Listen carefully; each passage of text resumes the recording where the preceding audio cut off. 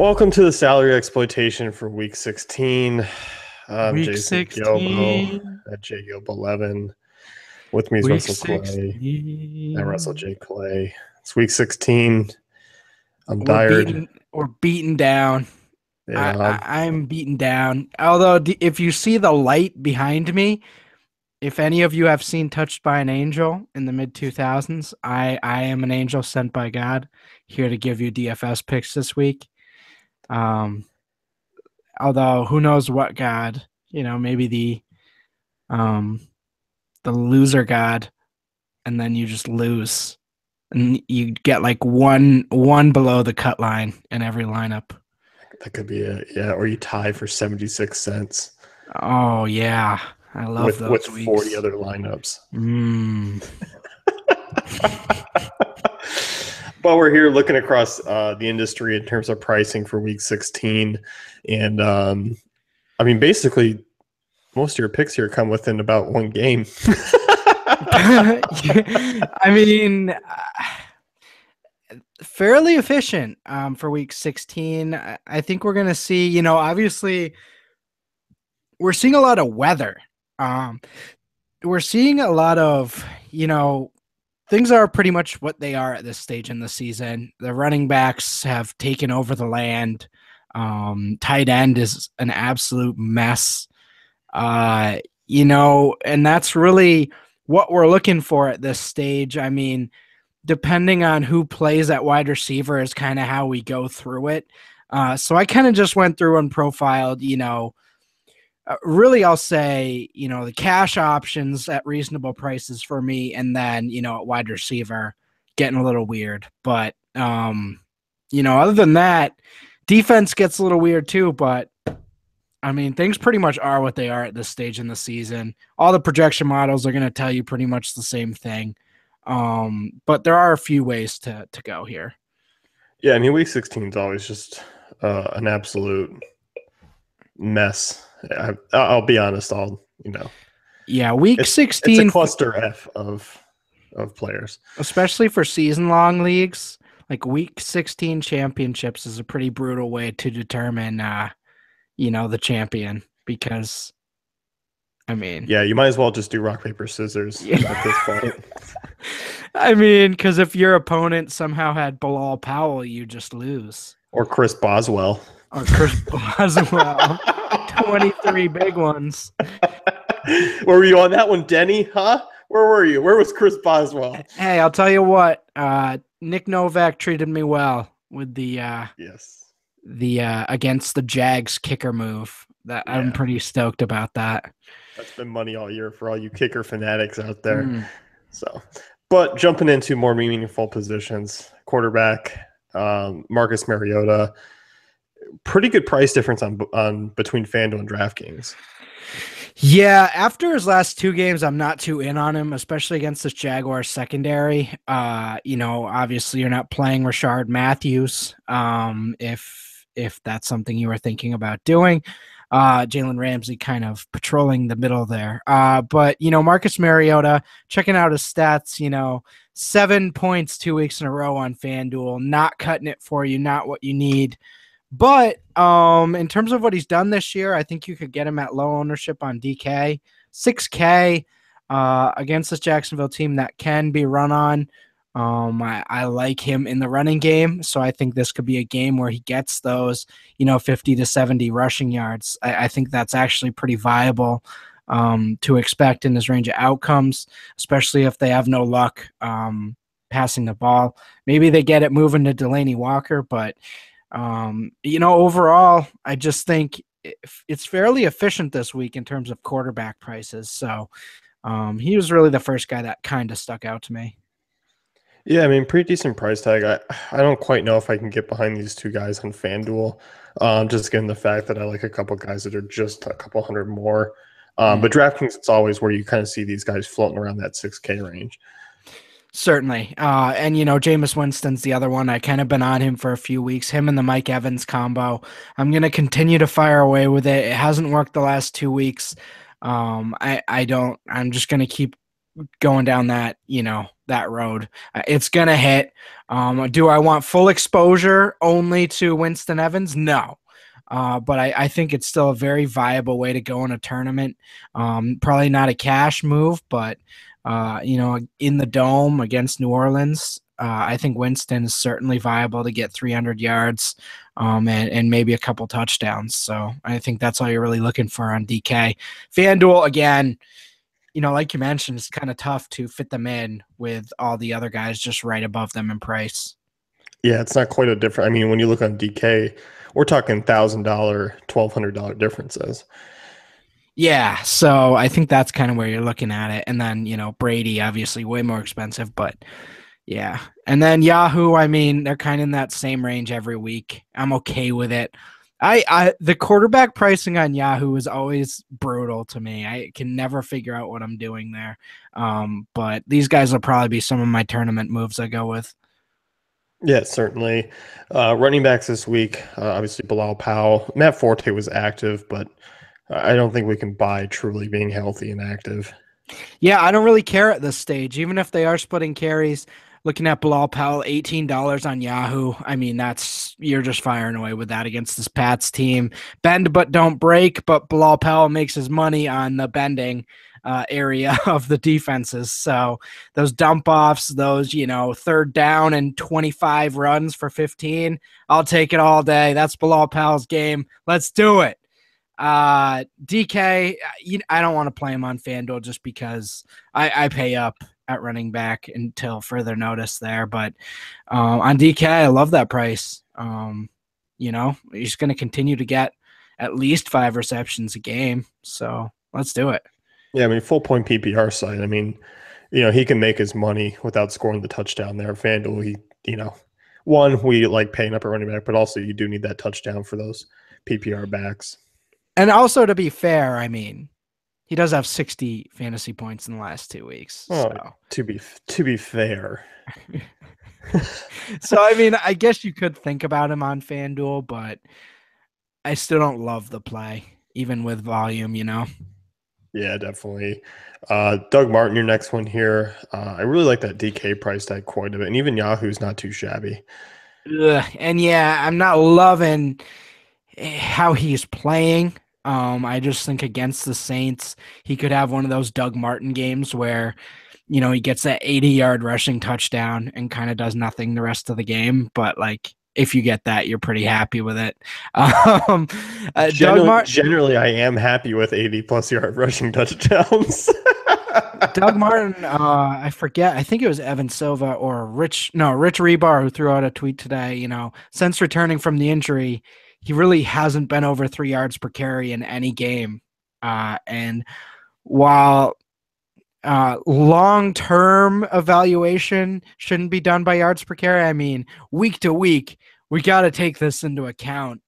It's ugly right now. Their running game is not working right now.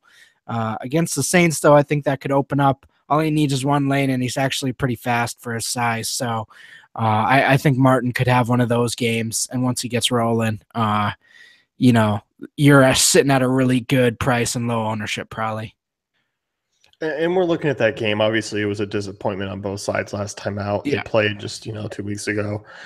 In New Orleans, I'm expecting a little bit more of a shootout type that we kind of expected. Yeah, absolutely.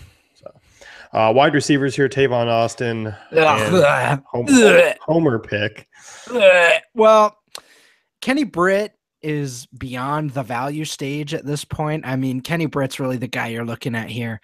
But if you want someone cheap on FanDuel, I think 4,700.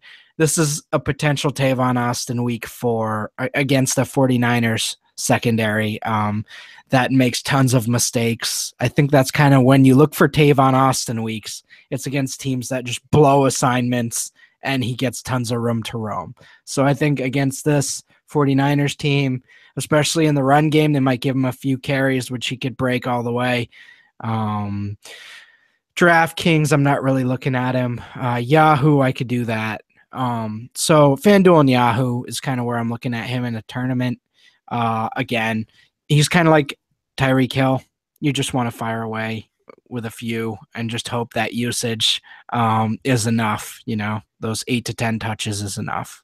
Yeah, and you look at the San Francisco team, I mean, giving up touchdowns lately throughout the entire season, but you look at the names that are scoring touchdowns, they're on par with the Tavon Austins of the world, Just horrific. They're just a horrific defense. So, next one here, we got a pair of wideouts from the same team. Allen Robinson, Marquise Lee. I mean, both really cheap. I mean, you look at Marquise Lee, he's more expensive on across 2 of the 3 sites. Yeah. Unreal. I'm sitting here week 16. I certainly did not expect, Marquise Lee to be more expensive than Allen Robinson ever in their careers.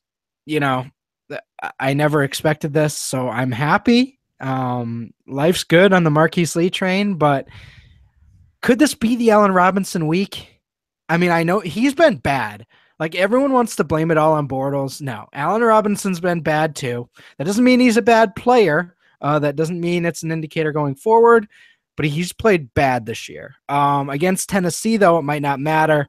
I think we can, potentially take a gamble on both of these guys. Do I want to play them together? Probably not.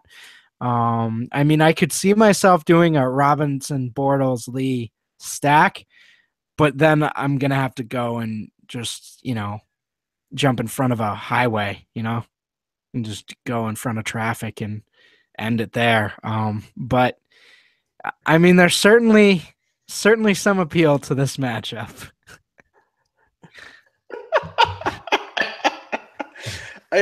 I don't think we can just say it with a straight face anymore that, we feel semi-comfortable rostering Blake. I rostered him this past weekend, and I was throwing up from about 1 to 230. He's bad. Gus Bradley, in classic Jaguars fashion, they fired him, and he still took the team charter back with the team. I mean, super awkward. You got to at least wait till he's home and then give him the boot, Yeah, NFL can't do anything, right? They can't even properly fire coaches. So, if I thought the Jaguars had more talent, I'd say, revenge, narrative, new coach narrative, they're going to be fired up. No, they're just bad. Blake Bortles is bad, and it's bad. Yeah, it's Jeff Fisher's job soon enough. Oh, no. Oh, imagine he turned them into a run-first team with Yeldon. Oh, my God. Moving on to tight ends here, looking at a couple guys that are in bigger usage spots with injuries around them. What do you like about these two? Yeah, obviously, the Colts are a team I'm targeting this week, and I think you can take a gamble on Jack Doyle if you want to play luck. Obviously, this is a big gamble. We saw Eric Swope with a receiving touchdown last game. Dwayne Allen, obviously, in the mix 2 games ago. I just look at Doyle as a guy that, or 3 games ago, I can't even remember at this point. But either way, Doyle, he's in the game plan. Moncrief, if Moncrief's in, you don't want to play Doyle. If Moncrief is out, I think you can target Doyle in this game against Oakland. I just think, he's been a good player this year. He's being used. And it could, at this point, we just don't know who's going to be at the receiving end of these Andrew Luck passes from week to week. So I think if you're trying to pay up at running back and use Luck, I think you can do a Luck, Hilton, Doyle type lineup and feel pretty good about the rest of your lineup after that. Yeah, I agree because, Andrew Luck coming into this week is my cash game guy and going to be a GPP guy I use quite a bit. But also, we're looking to pay up at back. Jack Doyle's a guy who I think has established himself pretty well in this team in terms of kind of being in and out when everyone's healthy, but also being when guys are missing, really stepping up. Absolutely. So I think that's interesting. Another guy, if CJ Fedorowicz, this is basically combination. If Fedorowicz plays, you're playing him against Cincinnati. But if he doesn't, Ryan Griffin caught all 8 of his targets last week. Looked really good. New quarterback, Tom Savage. Tom Savage has been the butt of many jokes the last few years. But I'll tell you what, as a big Tyler Boyd fan at Pittsburgh, it was certain his presence lost was certainly felt the next year. Boyd could barely get any passes. So he's at least decent in that respect. Obviously looked decent last week. I think he's good enough to get the ball to Ryan Griffin, DeAndre Hopkins, and such. So, yeah, Griffin, min salary on Yahoo is someone I'm looking at. 5K on FanDuel. If Fedorowicz doesn't play, I think he's money. Yeah, I think so too. Kind of with that, I kind of think Houston's a little bit sneaky in terms of just kind of actually being able to use their guys this week. What do we think of Hopkins? I'll ask you. I don't have an opinion on him at this point in the week. Are you potentially interested? He's not the guy I was looking at. I was looking more at Lamar Miller because he's 6,900 on FanDuel, and I just think, given the fact that they were able to arrow it out somewhat, they become a little less one-dimensional, and that should help Miller. And I just think price-wise, I mean, a great RB2 option for a guy with, touchdown and 20-plus touch upside. Houston's the ultimate what could have been if they just had a below-average quarterback, If they had a below-average if they had Sam Bradford, this team would be high-flying right now. They have so many good pieces. They just don't. God, I can't believe they paid him. They built the perfect Madden franchise. You get Hopkins on the outside. You got Fedorowicz developing. You got Lamar Miller. You got Watt and Clowney. You got a good secondary. And it's like they did a fantasy draft, but didn't draft a quarterback within the first 15, 20 rounds. Yeah, they not only did late round quarterback, they did no quarterback. And now, no QB strategy. Yeah, you got to go late round quarterback, not no round quarterback. Yeah.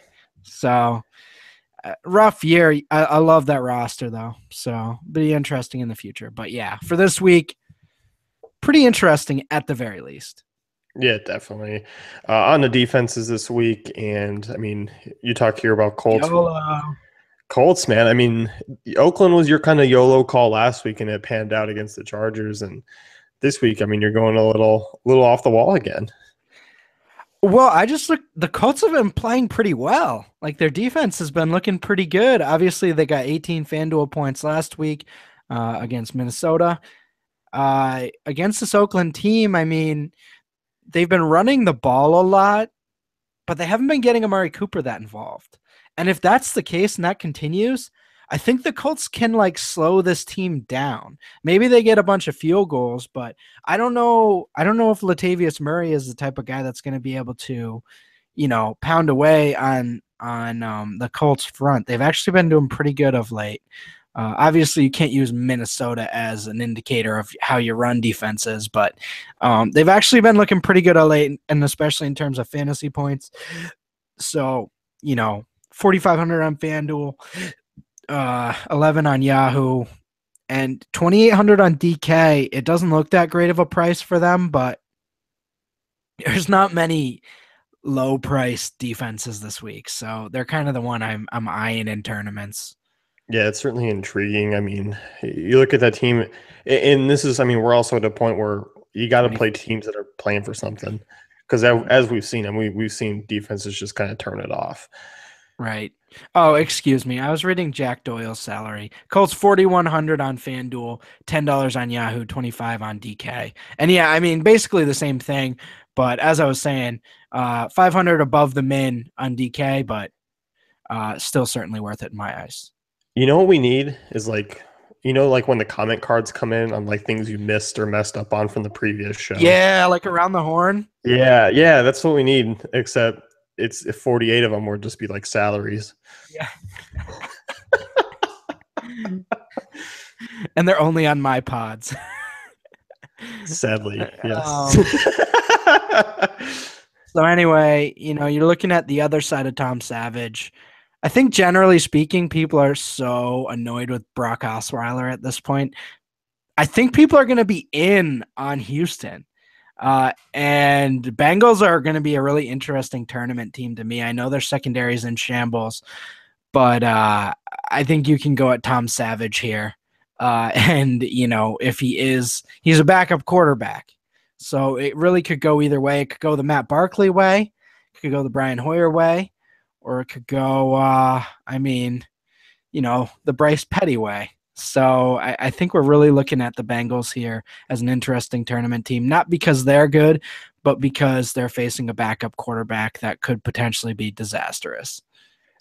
I'm curious because obviously it's only Monday. Tom Savage is only 5K on DK. He's gonna get the bare min hype train like Yes, he coming is. towards. Like he's He gonna get is. it. It's something that just DFS loves to do. Like, you're gonna see a little picture of Tom Savage in the corner of your DK page. You're gonna see him on a couple front pages. He'll be talked about this week. And that's why I bring up Hopkins, because I feel like Hopkins is gonna have actually, not he's gonna have pretty reasonable ownership this week. And I mean, I think you can look at both sides of the coin in tournaments. Can Savage potentially rely on his awesome weapons to move the ball for him? Yes. Could he also be horrific? Yeah, he could. So I think we get both sides of the coin there. Yeah, definitely. And quick question for you as we head out. You're a Rams guy. Can Todd Gurley salvage any sort of DFS? Notice how he wasn't in here. I know. So, and I'm just trying to get a feel for you. So it hurts my heart. What's his projection? What do you give him? What's his projection coming into that He game? will not be in my base lineups. He can't be. He can't be. Can he? That's what I'm asking you. So as you guys are the viewers, like I'm super biased to Todd Gurley and the Rams. Like I'm super biased to them, but as someone who wants to actually make money, like he just hasn't all year. He hasn't had any good games all year. An entire season of bad games. I don't know, man. And San Francisco smoked him week 1. They had Navarro Bowman at that time, but it's kind of like this team's so bad offensively that I don't know. Jaquiz Rodgers is certainly not as talented as Gurley, but they also have a team that's they're capable of throwing the ball. Yeah, I don't know. It'll be interesting at week 1 at all capable of throwing the ball. I know the 49ers got smoked the last 2 weeks. They held David Johnson to like 2.7 yards per carry a few weeks ago. And it's like he wasn't even sober. That's why he just thought he could play drunk that game. And Gurley, I mean, they're going to stack the box. And if that's what they focus on, I mean, it's not out of the range of outcomes for them to shut him down. Yeah, I don't think so either. I mean, I could see a mediocre 19 for 67 and a touchdown. Yeah, it's really going to be relying on that touchdown because it's tough to envision a 100-yard game for him right now. It really is. Well, I just ask you because I think in terms of value from maybe the last 5 or 6 weeks of backs that have faced San Francisco, he's been a value. He's a value price compared to them. I mean, 7K range on FanDuel, 6K range on DK. Yeah.